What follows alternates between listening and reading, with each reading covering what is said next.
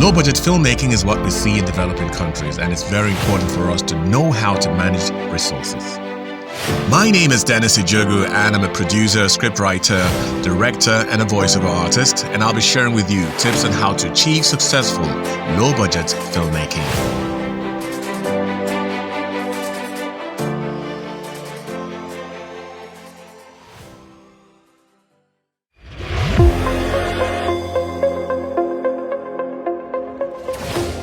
Also, you need to look at many things that might not be your concern as a low-budget film director. What am I talking about? For example, locations. Yes, you have a location manager that's meant to sort out X, Y, Z and ensure everything is in place. But once you get a job as a low-budget film director, then you should look at location. You should be part of it. You should be able to examine it. You should be able to look at the script, fit the location to the script. If it doesn't work, then you can actually tell your producer that, sorry, I'm not seeing the connection between these locations and the script. Now, it's important because if you don't have a connection between the location and the script, on the day when you start shooting, it's going to be a bit difficult for even the actors to feel the same thing. Because you as a director, if you don't have that connection between the script and the location, it's going to affect the rest of the crew. It's going to affect the rest of the actors as well. So it's important for you to realize that the location fits the script. Well, in addition to locations, I will advise you have options. Location A, B, C, so rather option A, B, and C. If, for example, a place you're going to use is might be flooded at a certain time of the year, and that's when you want to start shooting. As a director, visit that place, find out the history of that place, how it is. Yes, the location manager should have done his or her job, but just be there, just find out, find out exactly how is power in that area. These are things that the challenge that most of the developing countries are facing. Power, security, how is security in that area, that terrain. Because the last thing you want to do is have a place where your crew and your actors are not comfortable. They are a bit scared, you won't get the best from them. So ensure that everything is in order as a director. Talk to location manager and ensure that the questions are answered. If you're not satisfied with the answers, then please inform the producer for another location or any other place that seems more conducive. Because when you look at the script, like I mentioned, the script has to fit the location. But in addition to this, you also need to have, like I mentioned, security. You also need to have welfare. If you have a medical emergency, where's the nearest hospital? The nearest clinic. So as a director, you should have those things in mind. One very important aspect is the equipment. What kind of equipment do you have? Now you've looked at the scripts, you've checked the location, and then so you also ask yourself, what sort of equipment do we have available to us? The equipment is very important because without the right equipment, you might not be able to have a successful shoot. Now, in some cases, some people have companies where they take this equipment from, rent equipment from. It's important for you to find out, because you need to be very specific. There are different lenses that are used for different scenes. You tell me that's the job of the cinematographer and the rest of them. Yes, but remember, if the project fails, you will blame not the cinematographer. So you better get your act together, get involved with everything that has to do with the production and interpreting the script itself.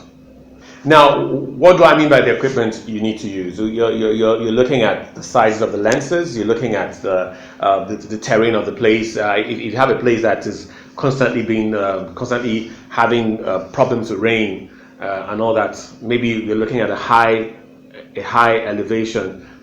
Maybe you're looking at the elevation of a location, and you're looking at what is synonymous with that elevation. It could be that it drizzles often. So you need to have these things in mind, because once something goes wrong, the first person they're going to ask is, who is the director? So make sure that the equipment you have is conducive and could be relatable. It could actually carry out the job of doing the shoot in connection to the script. Another very important point is the crew. A lot of times it's good to work with people that you know. It's good to work with people that understand your vibes, understand how you do things in the industry.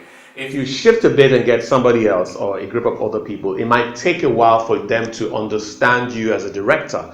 So my own advice is, if you're going to start off directing, it's your first time you want to start directing, Make sure you talk to your crew, get to understand them very well, so you're able to work with them and know their strengths, know their weaknesses, and know how they think. Be able to build up that rapport between you and your crew. Also, it's important for you to have a clear-cut hierarchy system running in as a producer on set.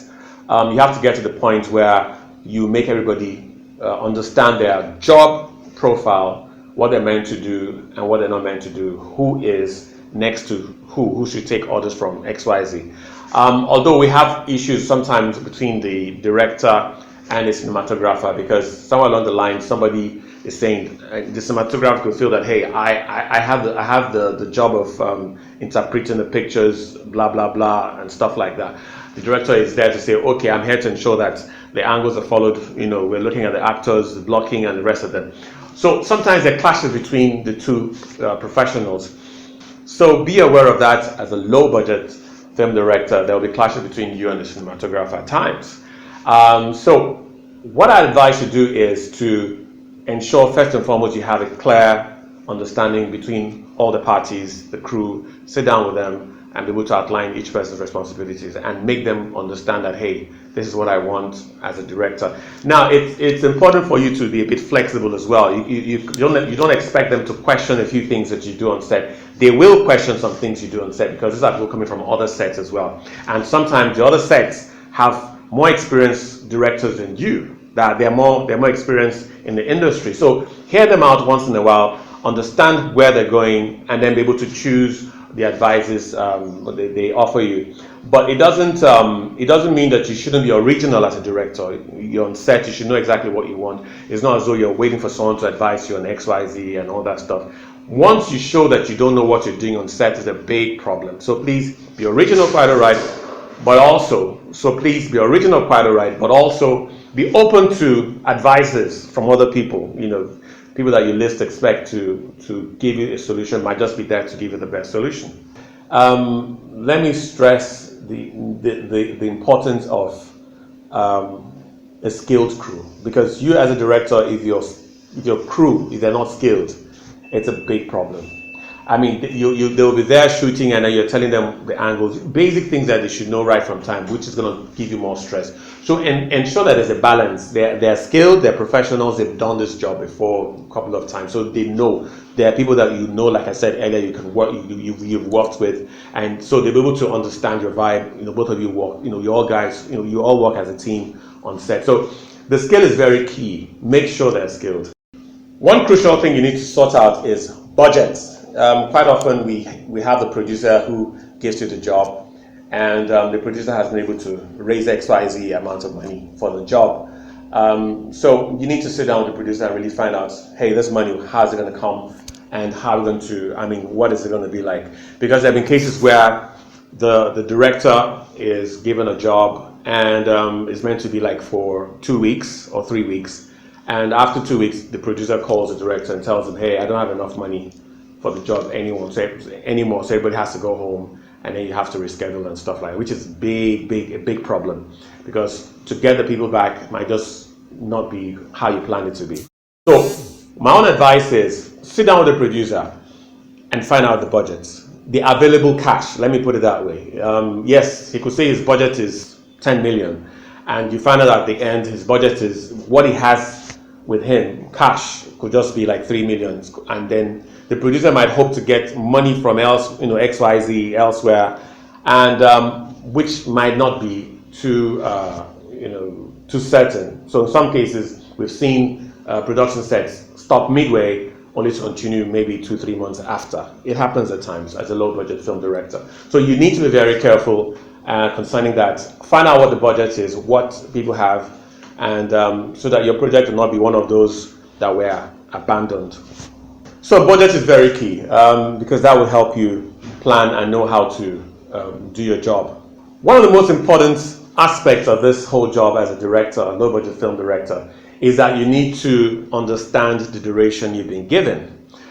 So here is a tricky question, or here's a tricky thing. Someone gives you a brief for a 3-week production, and you're looking at the script. This thing is going to take more than 3 weeks. to 4 weeks, and the producer tells you, hey, you have to just make do with this, you have to make everything within 3 weeks, you need to be realistic. If you cannot do it within 3 weeks or within that the stipulated time the producer is asking you to do it, don't take the job. Don't take the job. My own advice to you.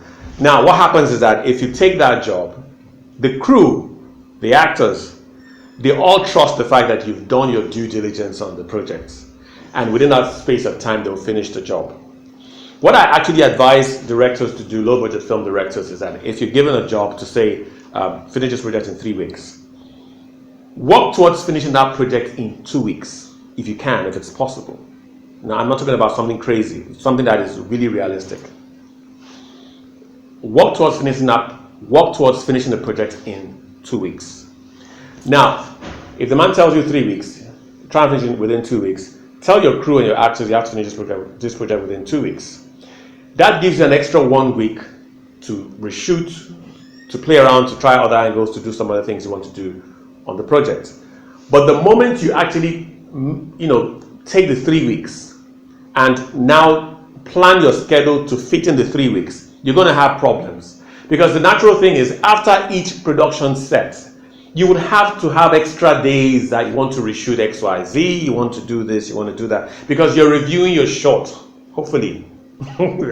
You should review your short. So you have to review your shorts and then know exactly what to do concerning the ones that you didn't do well. So I'll advise, have extra days added to what you plan to do, because there will be need to have extra days to shoot. Very, very important.